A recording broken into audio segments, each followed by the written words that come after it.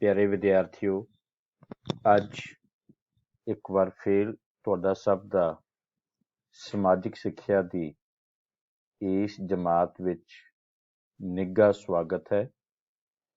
ਅੱਜ ਅਸੀਂ 6ਵੀਂ ਜਮਾਤ ਦੇ ਇਤਿਹਾਸ ਭਾਗ ਵਿੱਚੋਂ ਪਾਠ 9ਵਾਂ ਆਦਿ ਮਨੁੱਖ ਪੱਥਰ ਯੁੱਗ ਦੇ ਬਾਰੇ ਜੋ ਅਸੀਂ ਪੜ੍ਹ ਚੁੱਕੇ ਹਾਂ, ਉਸੇ ਹੀ ਪਾਠ ਦੀ ਦੁਹਰਾਈ ਤੇ ਅਭਿਆਸ ਦੇ ਪ੍ਰਸ਼ਨ ਕਰਾਂਗੇ।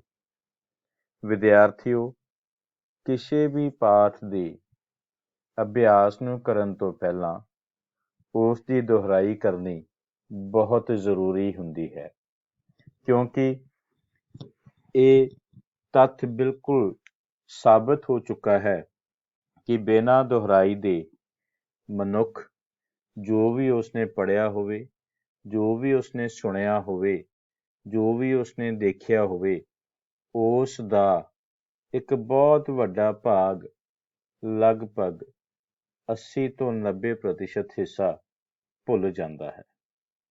ਜਿਵੇਂ ਤੁਸੀਂ 3 ਘੰਟੇ ਦੀ ਅਗਰ ਕੋਈ ਫਿਲਮ ਵੀ ਦੇਖਦੇ ਹੋ ਤੇ 3 ਘੰਟੇ ਲਗਾਤਾਰ ਫਿਲਮ ਦੇਖਣ ਤੋਂ ਬਾਅਦ ਤੁਸੀਂ ਜਦੋਂ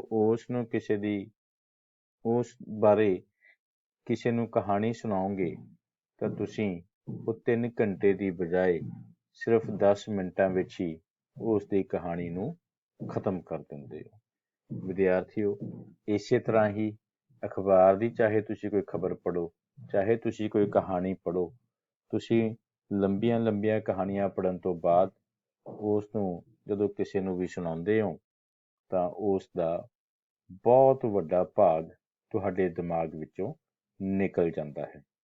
ਇਸ ਕਰਕੇ ਦੁਹਰਾਈ ਦੀ ਆਪਣੀ ਬਹੁਤ ਜ਼ਿਆਦਾ ਮਹੱਤਤਾ ਹੈ ਤੇ ਬਿਨਾਂ ਦੁਹਰਾਈ ਦੇ ਤੁਸੀਂ ਪੜ੍ਹਾਈ ਨੂੰ ਚੰਗੇ ਤਰੀਕੇ ਨਾਲ ਕਰ ਨਹੀਂ ਪਾਓਗੇ, ਪ੍ਰਸ਼ਨਾਂ ਨੂੰ ਚੰਗੇ ਤਰੀਕੇ ਨਾਲ ਯਾਦ ਨਹੀਂ ਕਰ ਪਾਓਗੇ ਅਤੇ ਜੇ ਤੁਹਾਡੀ ਦੁਹਰਾਈ ਅੱਛੀ ਹੈ ਤਾਂ ਫਿਰ ਤੁਹਾਨੂੰ ਪ੍ਰੀਖਿਆ ਦੇ ਵਿੱਚ ਚੰਗੇ ਨੰਬਰਾਂ ਨਾਲ ਪਾਸ ਹੋਣ ਤੋਂ ਕੋਈ ਨਹੀਂ ਰੋਕ ਸਕਦਾ। ਸੋ ਇਸ ਕਰਕੇ ਅੱਜ ਆਪਾਂ ਇਸ ਪਾਠ ਦੀ ਪਹਿਲਾਂ ਦੁਹਰਾਈ ਕਰਾਂਗੇ ਤੇ ਫਿਰ ਨਾਲ ਹੀ ਅਭਿਆਸ ਦੇ ਪ੍ਰਸ਼ਨ ਵੀ ਹੱਲ ਕਰਾਂਗੇ। ਸੋ ਇਸ ਕਰਕੇ ਬੇਟਾ, ਆਪਣੀ ਕਾਪੀ ਪੈਨ ਨੂੰ ਆਪਣੇ ਕੋਲ ਰੱਖੋ ਤੇ ਆਓ ਆਪਾਂ ਇਸ ਪਾਠ ਦੀ ਦੁਹਰਾਈ ਸ਼ੁਰੂ ਕਰਦੇ ਹਾਂ। ਵਿਦਿਆਰਥੀਓ, ਮੈਂ ਤੁਹਾਨੂੰ ਇਹ ਚੰਗੀ ਤਰ੍ਹਾਂ ਫਿਰ ਤੋਂ ਯਾਦ ਕਰਾ ਦੇਣਾ ਚਾਹੁੰਦਾ ਹਾਂ ਕਿ ਇਤਿਹਾਸ ਨੂੰ ਪੜ੍ਹਨ ਲੱਗੇ ਸਾਨੂੰ ਪੂਰਵ ਇਤਿਹਾਸ ਤੇ ਇਤਿਹਾਸ ਦਾ ਚੰਗੀ ਤਰ੍ਹਾਂ ਪਤਾ ਹੋਣਾ ਚਾਹੀਦਾ ਹੈ। ਸੋ ਇਤਿਹਾਸ ਤੋਂ ਪਹਿਲੇ ਸਮੇਂ ਨੂੰ ਪੂਰਵ ਇਤਿਹਾਸ ਕਿਹਾ ਜਾਂਦਾ ਹੈ। ਇਸ ਨੂੰ ਅਸੀਂ 3 ਹਿੱਸਿਆਂ ਵਿੱਚ ਵੰਡਿਆ। ਪਹਿਲਾ ਪੁਰਾਤਨ ਪੱਥਰ ਯੁੱਗ, ਫਿਰ ਮੱਧ ਪੱਥਰ ਯੁੱਗ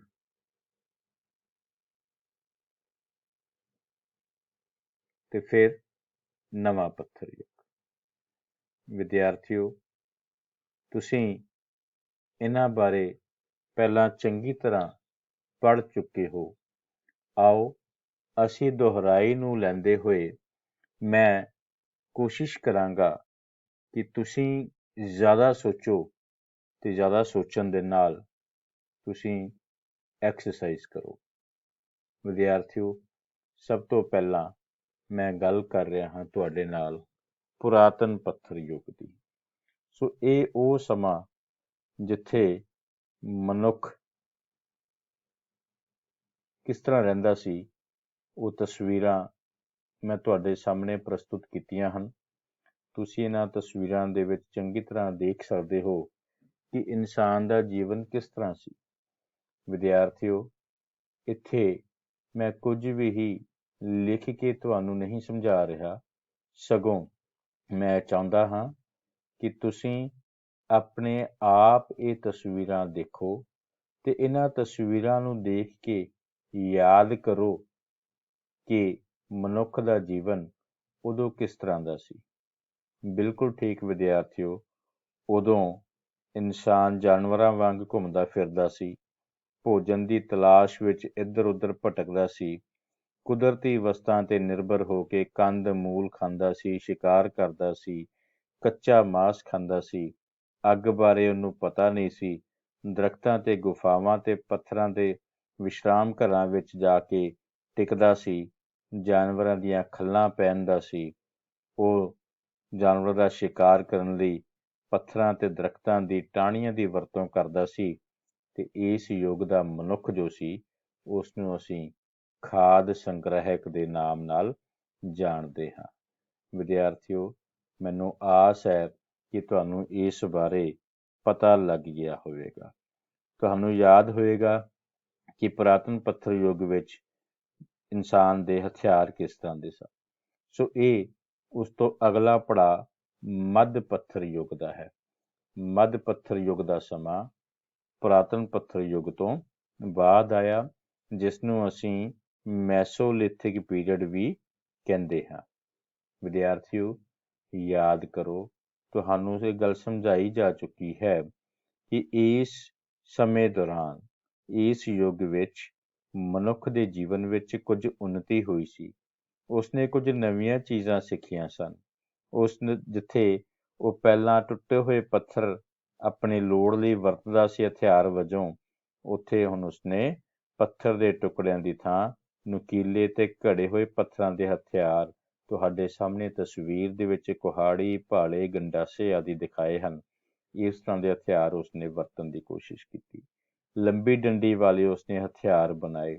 ਅਨਾਜ ਨੂੰ ਇਕੱਠਾ ਕਰਨਾ ਸ਼ੁਰੂ ਕੀਤਾ। ਉਸਨੇ ਹੌਲੀ ਹੌਲੀ ਲੱਕੜੀ, ਬਾਂਸ, ਪੱਤੀਆਂ ਦੀਆਂ ਝੌਂਪੜੀਆਂ ਬਣਾਉਣੀਆਂ ਸ਼ੁਰੂ ਕੀਤੀਆਂ।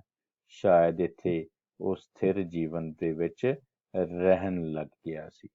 ਵਿਦਿਆਰਥੀਓ, ਤੁਸੀਂ ਚੰਗੀ ਤਰ੍ਹਾਂ ਯਾਦ ਕਰੋ ਕਿ ਇਸ ਸਮੇਂ ਦੌਰਾਨ ਹੋਰ ਕੀ ਹੋਇਆ ਸੀ। ਸੋ ਇਸ ਤਰੀਕੇ ਨਾਲ ਉਸਨੇ ਆਪਣਾ ਗੁਜ਼ਰ ਬਸਰ ਸ਼ੁਰੂ ਕਰਨੀ ਕੀਤੀ ਅਤੇ ਹੋਰ ਦੋ ਮਹੱਤਵਪੂਰਨ ਖੋਜਾਂ ਜਿਸ ਨੇ ਇਨਸਾਨੀ ਜੀਵਨ ਨੂੰ ਬਹੁਤ ਬਦਲ ਕੇ ਰੱਖ ਦਿੱਤਾ, ਇਸੇ ਸਮੇਂ ਦੌਰਾਨ ਸਾਨੂੰ ਦੇਖਣ ਨੂੰ ਮਿਲੀ। ਅੱਗ ਤੇ ਪਹੀਏ ਦੀ ਖੋਜ। ਵਿਦਿਆਰਥੀਓ, ਅੱਗ ਨੇ ਇਨਸਾਨ ਦੇ ਜੀਵਨ ਨੂੰ ਬਦਲ ਕੇ ਰੱਖ ਦਿੱਤਾ ਸੀ। ਤੁਹਾਨੂੰ ਯਾਦ ਹੋਏਗਾ ਕਿ ਤੁਸੀਂ ਇਹ ਚੰਗੀ ਤਰ੍ਹਾਂ ਲਾਈਨਾਂ ਪੜ੍ਹੀਆਂ ਨੇ ਕਿ ਅੱਗ ਦੀ ਖੋਜ ਦੇ ਨਾਲ ਹੀ ਇਨਸਾਨ ਨੇ ਆਪਣੇ ਆਪ ਨੂੰ ਭੋਜਨ ਪਕਾਉਣਾ ਸਿਖਾਇਆ। ਉਸਨੇ ਸਿੱਖ ਲਿਆ ਕਿ ਆਪਣੇ ਸਰੀਰ ਨੂੰ ਠੰਡ ਤੋਂ ਕਿਵੇਂ ਬਚਾਇਆ ਜਾ ਸਕਦਾ ਹੈ, ਤੇ ਫਿਰ ਗਰਮ ਖਤਰਨਾਕ ਜਾਨਵਰਾਂ ਤੋਂ ਉਸਨੇ ਆਪਣੇ ਆਪ ਨੂੰ ਬਚਾਇਆ। ਪਹੀਏ ਦੀ ਖੋਜ ਨਾਲ ਉਸਨੇ ਬਹੁਤ ਜ਼ਿਆਦਾ ਤਰੱਕੀ ਕਰਨ ਦੀ ਕੋਸ਼ਿਸ਼ ਕੀਤੀ। ਕਿਵੇਂ ਕਿ ਉਸ ਲਈ ਜੀਵਨ ਸੌਖਾ ਹੋ ਗਿਆ ਸੀ। ਸ਼ਾਇਦ ਤਕਨੀਕ ਵੱਲ, ਮਸ਼ੀਨੀ ਯੁੱਗ ਵੱਲ, ਇਹ ਉਸਦਾ ਸਭ ਤੋਂ ਪਹਿਲਾ ਕਦਮ ਸੀ। ਵਿਦਿਆਰਥੀਓ, ਜਿੱਥੋਂ ਉਸਨੂੰ ਪਤਾ ਲੱਗਿਆ ਕਿ ਚੀਜ਼ਾਂ ਨੂੰ ਰੇੜ ਕੇ ਲੈ ਕੇ ਜਾਣਾ ਜ਼ਿਆਦਾ ਸੌਖਾ ਹੁੰਦਾ ਹੈ। ਸੋ ਇਸ ਤੋਂ ਬਾਅਦ ਤੁਸੀਂ ਦੇਖਿਆ ਸੀ, ਤੁਸੀਂ ਯਾਦ ਕੀਤਾ ਸੀ ਕਿ ਮਨੁੱਖ ਨੇ ਕਲਾਕਾਰੀ ਵੀ ਕੀਤੀ। ਉਸਨੇ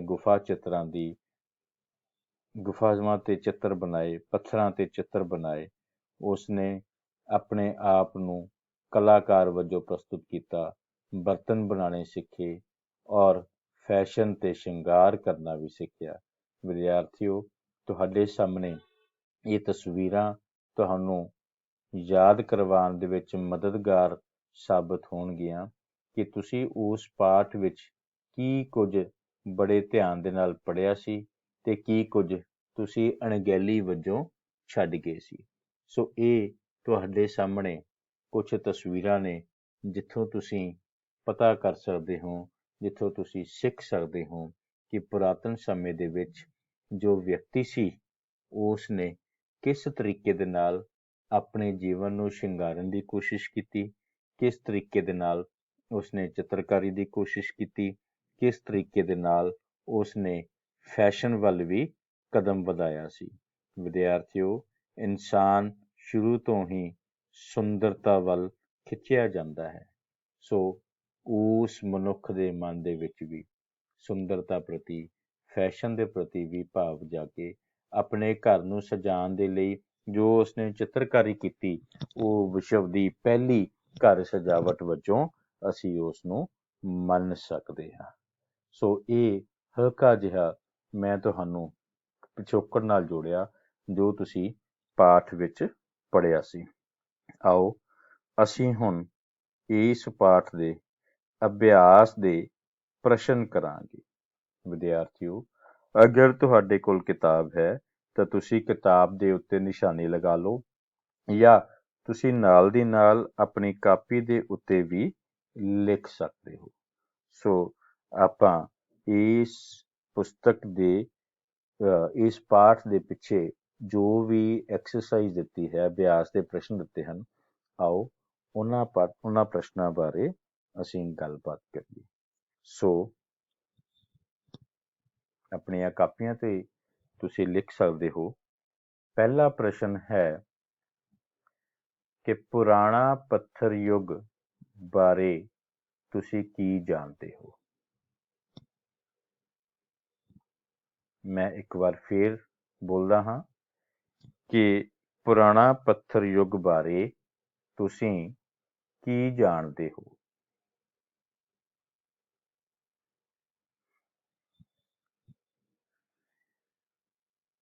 ਆਓ ਇਸ ਦਾ ਉੱਤਰ ਦੇਖੀਏ ਕਿ ਇਸ ਪੁਰਾਣੇ ਪੱਥਰ ਯੁੱਗ ਦਾ ਜੋ ਮਨੁੱਖ ਸੀ, ਉਹ ਸ਼ਿਕਾਰੀ ਅਤੇ ਖਾਦ ਸੰਗ੍ਰਹਿਕ ਮਤਲਬ ਭੋਜਨ ਇਕੱਠਾ ਕਰਨ ਵਾਲਾ ਸੀ। ਉਹ ਕੱਚਾ ਮਾਂਸ ਅਤੇ ਜੰਗਲੀ ਕੰਦ ਮੂਲ ਖਾਂਦਾ ਸੀ। ਉਸ ਨੂੰ ਅੱਗ ਬਾਰੇ ਕੋਈ ਜਾਣਕਾਰੀ ਨਹੀਂ ਸੀ।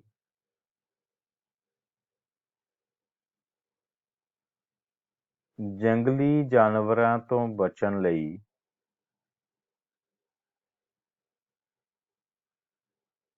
ਉਹ ਝੁੰਡ ਬਣਾ ਕੇ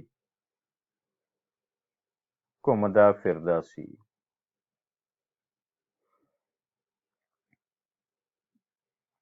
ਆਪਣੇ ਸਰੀਰ ਨੂੰ ਢੱਕਣ ਲਈ ਜਾਨਵਰਾਂ ਦੀਆਂ ਖੱਲਾਂ,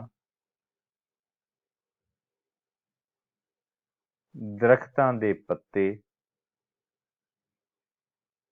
ਅਤੇ ਛਿਲਕਿਆਂ ਦੀ ਵਰਤੋਂ ਕਰਦਾ ਸੀ। ਉਹ ਪੱਥਰਾਂ ਦੇ ਔਜ਼ਾਰ ਤੇ ਹਥਿਆਰ ਬਣਾਉਂਦਾ ਸੀ। ਇਸ ਯੁੱਗ ਨੂੰ ਅੰਗਰੇਜ਼ੀ ਵਿੱਚ ਪੈਲੀਆਲਿਥਿਕ ਪੀਰੀਅਡ ਕਹਿੰਦੇ ਹਨ। ਤੇ ਮੈਨੂੰ ਆਸ ਹੈ ਕਿ ਤੁਸੀਂ ਪਹਿਲਾ ਪ੍ਰਸ਼ਨ ਲਿਖ ਲਿਆ ਹੋਵੇਗਾ। ਆਓ ਅਗਲੇ ਪ੍ਰਸ਼ਨ ਵੱਲ ਵਧੀਏ। ਸੋ ਦੂਸਰਾ ਪ੍ਰਸ਼ਨ ਹੈ,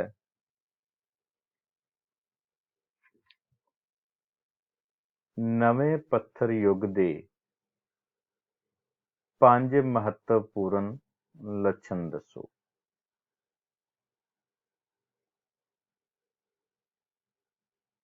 ਸੋ ਇਸ ਯੁੱਗ ਦਾ ਮਨੁੱਖ ਪਹਿਲਾਂ ਨਾਲੋਂ ਬਹੁਤ ਸਿਆਣਾ ਹੋ ਗਿਆ ਸੀ। ਇਹ ਪੱਥਰ ਯੁੱਗ ਦਾ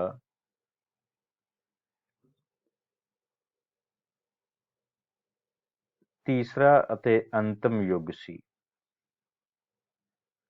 ਇਸ ਯੁੱਗ ਦੀਆਂ ਵਿਸ਼ੇਸ਼ਤਾਵਾਂ ਹੇਠ ਲਿਖੇ ਅਨੁਸਾਰ ਹਨ।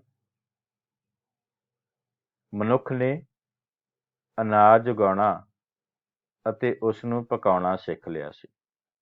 ਸੋ ਸਭ ਤੋਂ ਪਹਿਲਾਂ ਮਨੁੱਖ ਨੇ ਅਨਾਜ ਉਗਾਉਣਾ ਤੇ ਉਸ ਨੂੰ ਪਕਾਉਣਾ ਸਿੱਖ ਲਿਆ ਸੀ।